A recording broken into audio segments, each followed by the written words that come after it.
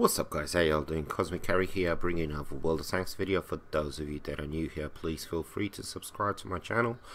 And for my regular viewers and subscribers, hello, welcome one and all. And I am bringing you footage, gameplay of me, my brand new STA-1 Tier 8 Japanese medium, just been released.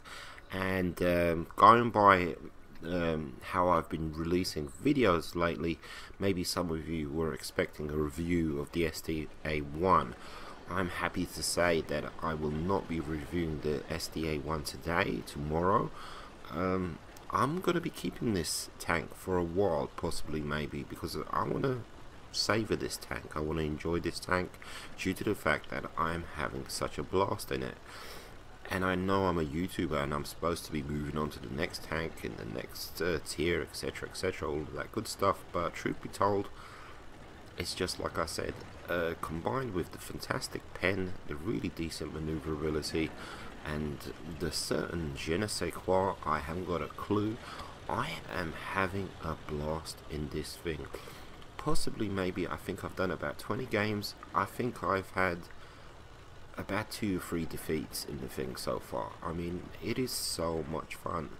It is a ton of fun, and predominantly the games have been tier 8, and I think that has played a big part in that, due to the fact that tier 8 games, it's full of tier 8 players and it seems, I get the feeling as if it's players, it's filled with players.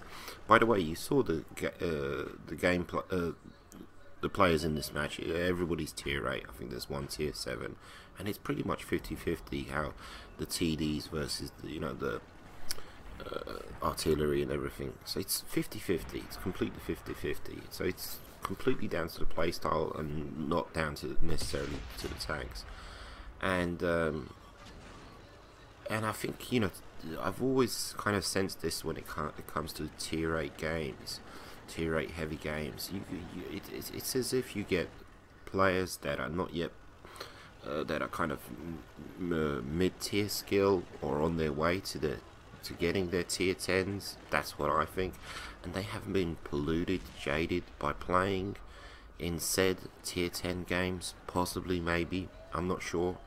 But everybody in these games seems to be proactive, and they want to do best, and they want to help each other out, and it's all about the team, and there's less selfish players, and I'm not sure what it is, but I am having such a blast, A, in this tank, and B, playing in these tier 8 games. But anyhow, STA-1 in the house. Let's do some commentary. I want to discuss this tank a little bit, and my strategies and tactics in this game, because it was a fantastic game. So, fully aware there's a Tiger 2 down below, and I want to assist in any way possible, but but at the same time, gun depression is good, but it's, of course, it's not that good. Fully aware that there's RDs in play, and there's 5 snipers most probably camping in the enemy base. So every movement of mine is kind of a response to fearing the TDs in the enemy base. And as you can see, there's 2 of them down there, and I thought I was lit up by them. Obviously not. I received 2 shots from my left, and you can see the TDs, 3 TDs to my left, so at least I know where the TDs are. So those shots that I received most probably were from the TDs on the left. So hefty respect to those TDs, and you can see me up here on this hill responding to that. I'm very apprehensive. I don't want to kind of go over the top, so to speak, unless I'm I know those TDs have been taken care of, etc. French heavy, fucking 50T. As soon as I hear French, I think, okay, no armor. Managed to pen him twice. He misses his shot on me. Wait until my 6th sense has disappeared, and now I can move over here to the left. He thinks I'm still over to my right, but I am fooling him by coming here over over here, but I manage a bounce, and somehow manage a bounce. Shell hit the tank at an awkward angle, what can I say, and I manage a bounce. Now the jig is up, he knows I'm over here, but he seems to be focused on the heavy back in my base, possibly, maybe, either or, it doesn't really matter. But my plan worked out, but it didn't work out, because I didn't manage the pen. But anyhow, we're good. Mr. Fuckham pulls back ever so slightly. I'm wondering, has he noticed me? Is he aware of me? So I pull up for another. Yep, he's aware of me. So, and this was completely intentional. A track in order for my teammates to get some shots into him. And I have a respect for him. He has a respect for me, and he pulls back. And absolutely, that tracking shot was 100% intentional. But he didn't receive any damage from my heavy sniper behind me. You can see on the little mini-map. Tiger 2 still down there, must be hull down. And I'm very apprehensive about the snipers here. Very apprehensive about the snipers. You can see I'm being lit up, and I'm wondering, is that proximity from the Tiger 2, or is that the snipers to my left? Because there's still 3 snipers in play. Not sure, and there's a sniper, T28. And I think to my left is a T28 from my team, I'm not sure. I get a bounce off the T28, so I load up premiums. And you can see his gun is not focused on me.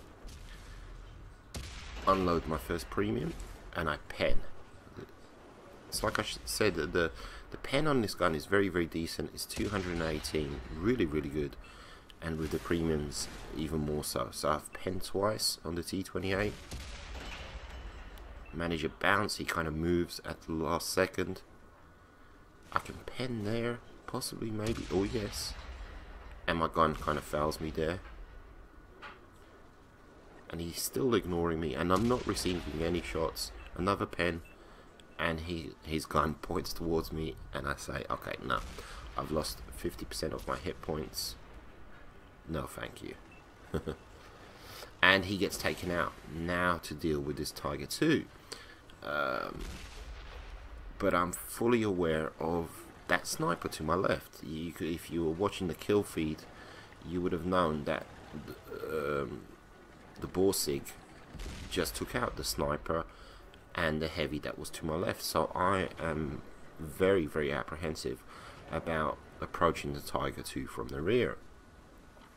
But truth be told, it's 11-8. I think he was kind of preoccupied with what he was doing, etc, etc. You can see there he is, he's lit up on the little mini map.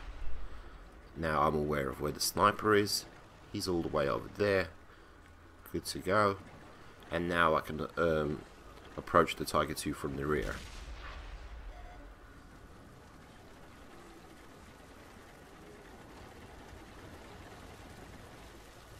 Here we go, here we go, here we go. I'm still apprehensive about the sniper, you can see.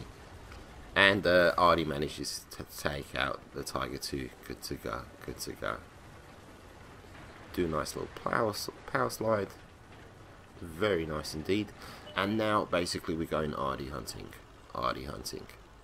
And we're going to be here a while, so let me chit chat a little bit. Yeah, it's like I said, this tank is fantastic. It truly is. Compared to the Pershing, I mean, I played in the Pershing. I haven't played in the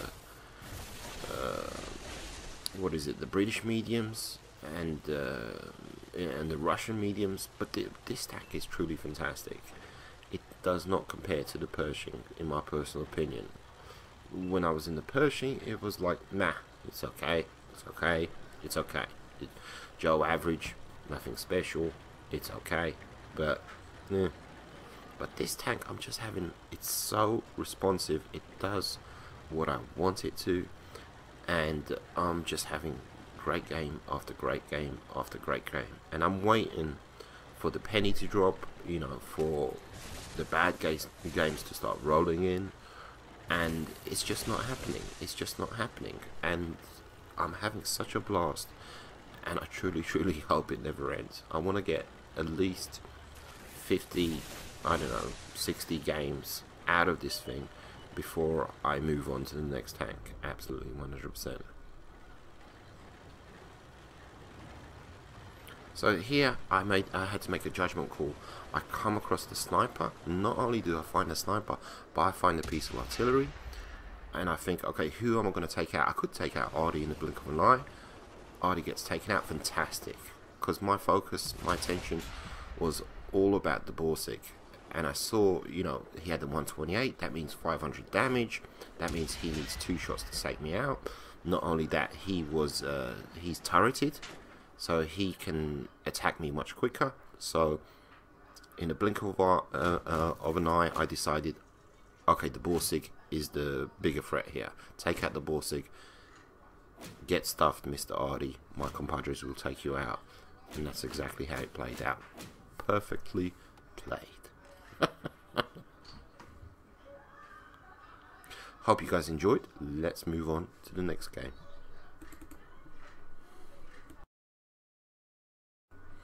And moving on to our second game, we were on Lakeville Standard Battle, and this to me was somewhat of a golden oldie. It was a homage, I'm not sure what the word is. It's a video made out of respect to the good old days, so to speak, kind of, sort of, I don't know. And first things first, let's take a look at what kind of matchmaking we got. And as you can see, it's predominantly tier 7, tier 6, tier 8, so very, very decent matchmaking, very nice matchmaking. And why do I say it's a homage to my old videos? Because back in the day, like when I first got my E100 on Lakeville, this is the route I used to take. The route, homage. I used to go on this side all the time. Why? I haven't got a clue why, you know, because back in the day when I first started playing World of Tanks, I didn't know what I was doing. And even when I started YouTube, I didn't know what I was doing. You know, it was all a work in progress. Me as a player, my channel, everything, it was all a work in progress. And E100, I would load it into Lakeville and I would come this way every single time, even if there was Artie in play. And truth be told, since I've become a decent player, I never come down here. I never come down here. And because I'm, I don't know, scared of going back to my old ways, so to speak. I haven't got a clue. Possibly, maybe, I don't know. But in this game, I said to myself, you know, with this tank, let's see what I can do. There's no Artie in play, so let's see what I can do if I come down this way. If I don't go into town, because nowadays I always go into town. So first things first, I load up premiums, and we're good to go. And initially, you can see I'm completely by myself. I'm supported by a scout behind me. He's doing what he's doing. And there are 2 heavies on their way. Mr. AC-15 being a bit of a bully, and I know what he's doing. You know, let's try and pen him a couple more times, but definitely, you know, try and track him. Track him. If I can just track him there, you know, it means certain death, and I accomplished that 100%. Thank you very much.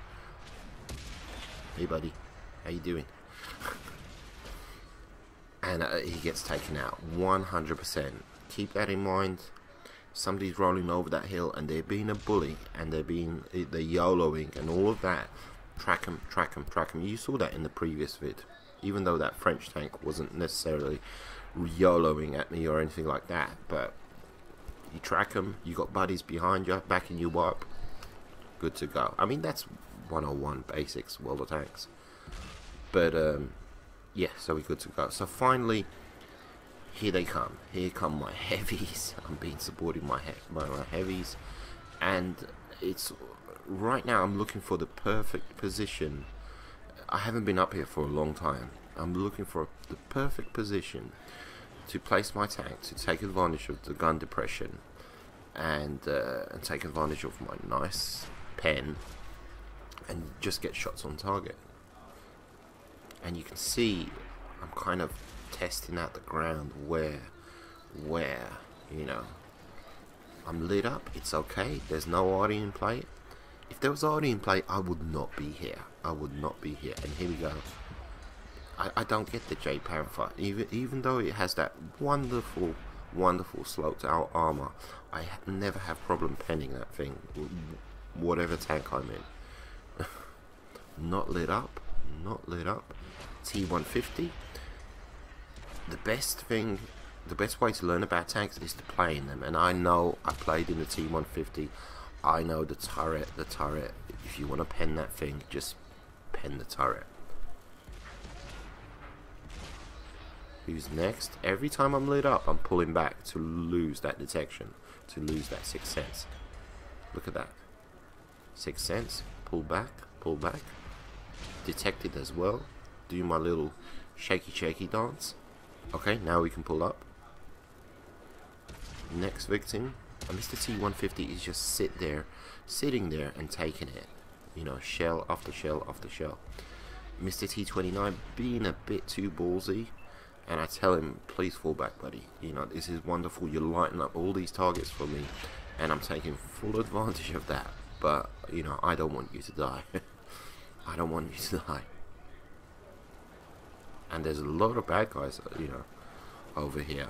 There's, what, there's 3, 4, 5, I'm not sure. TDs as well, etc, etc. And as you can see, as he pulls back, they're no longer lit up. So it's kind of 50-50. You know, I want you to survive, but at the same time, push forward just a little bit because you'll light up all these targets.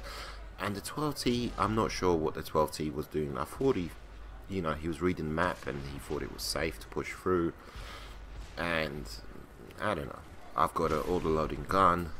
Hey ho, let's go. But either or, it opened a window for us. You know, I'm not sure. I read the map because I thought, okay, it's time to push forward. It wasn't really time to push forward, but it worked out. Get one shot into the T28. Nice.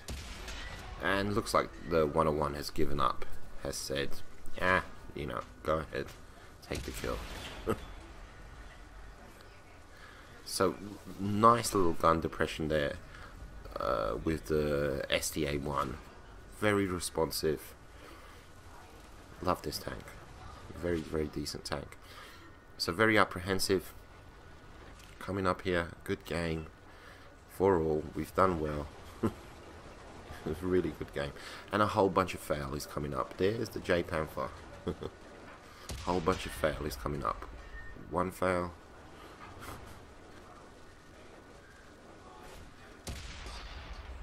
Two fail.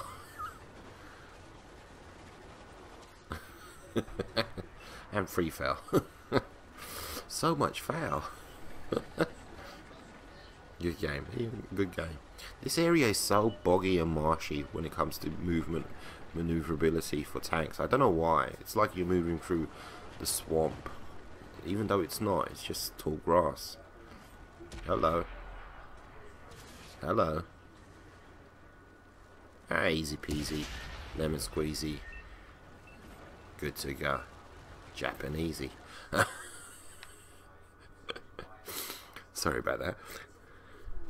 So good game, very good game. 2 very good games, and these games are very typical representation of my time so far in my STA-1. A fantastic tank, definitely a keeper. I'm gonna have to sell it to move up, and it's gonna be like what the M46 pattern. You know, I want to get it back. But I need that silver to move up. But I'm definitely, you know, I want to get 50, 60 odd games out of it first. Anyhow, take it easy, guys. Adios, muchachos.